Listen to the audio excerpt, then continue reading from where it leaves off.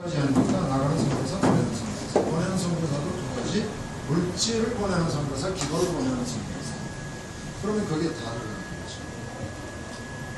이미 잘하고 계시고 이미 선교사인데도 불구하고 알리는 마을에 채찍을 가하듯이 한 번 정도 격려를 하자면 확실히 하십시오. 확실히 하면 복이 있습니다. 아멘. 제가 5월 4일날 있었던 간증을 할게요. 어떤 자매가 저에게 지난 봄에 왔습니다. 네팔에다가 교회 4개를 건축하기로 하나님께 소원을 했습니다. 그런데 제가 가진 게 없습니다. 장모님 도와주셔야 되겠습니다. 내가 어떻게 도우면 됩니까? 라고 얘기를 했더니 돈을 현금으로 1000만 원을 달라는 거예요.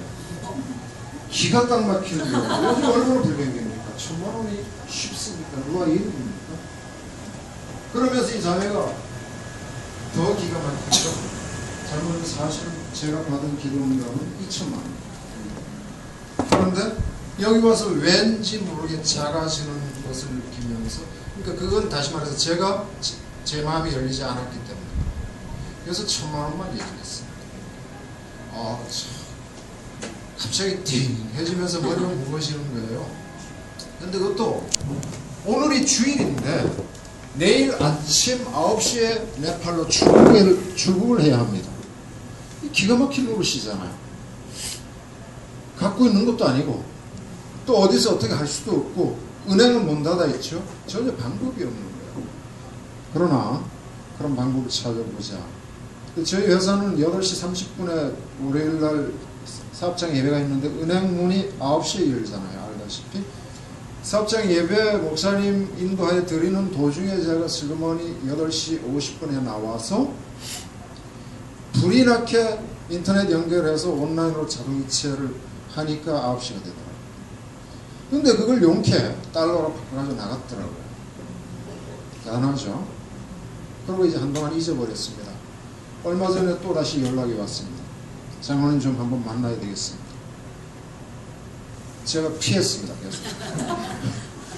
창피하게도. 겁이 나는 거예요. 이 자매 만나봐야 또 분명히 나머지 내놓으라 그러고 싶고 하는 것 같은데 겁이 덜컥 나는.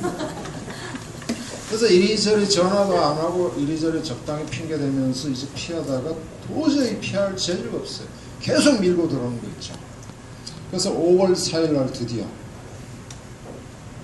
어쩔 수 없이 정말 강도 만난 그런 기분으로 나머지 1000만 원을 또 뺏겼습니다. 울더라고요. 계속 내 앞에 와서 우니까 이 자매 선교사가 와서 남자 앞에서 우니까 이게 뭐 그냥 약해질 수밖에 없잖아요. 여자의 눈물이라는 게 얼마나 강합니까? 더군다나 자매 선교사인데요. 해서 갔는데 참 신기한 일이 벌어졌습니다. 생각지도 않았는데 그날 오후에 갑자기 우리가 납품하고 있는 제품이 13만 2천 개가 중국에 갑자기 수출길이 열리면서 중국에서 갑자기 필요하게 됐고 13만 2천 개가 팟캐스트가 날라들어오는 거예요. 찌릿한 거 있죠. 여러분 그런 전율 느껴봤습니까? 갑자기 온몸에 닭살이 막 확 돋으면서 느껴지는 그 감동. 하나님이 계시구나. 회개와 감사와 순간적으로. 근데 신기한 것은 어저께 또다시 일어났습니다. 13만 2천 개가 갑자기 열흘도 되지 않았는데 갑자기 새끼가 쳤는데 어마어마하게 그냥 불어나 버렸어요. 한 해에 중국 쪽으로만 20만 개씩 2012년, 2013년, 2014년, 2015년까지 장기적으로 팟캐스트가 20만 개씩이 들어왔는데요. 그게 20만 개씩의 단가는 얼마인지 제가 얘기를 안 합니다. 토탈 어마운트가 얼마인지도 얘기 안 하겠습니다. 왜냐하면 그것을 밝히지 않는 게 더 덕이 될 것 같아요. 이 얘기를 하는 이유는 결코 자랑이 아닙니다. 제가 잘나서 전혀 아닙니다. 제가 사실 그대로 얘기했잖아요. 거의 강탈당하는 기분이었다고. 그럼에도 불구하고 하나님은 그것을 받으시고 즉각적으로 응답을 해요. 주시는 그런 아멘. 사건이, 아멘. 그런 일이 어제 있었습니다. 아멘. 그러니까 5월 4일에 한 번 있었고 어제 있었고요. 물론 그 외에도 수많은 이들이 많습니다.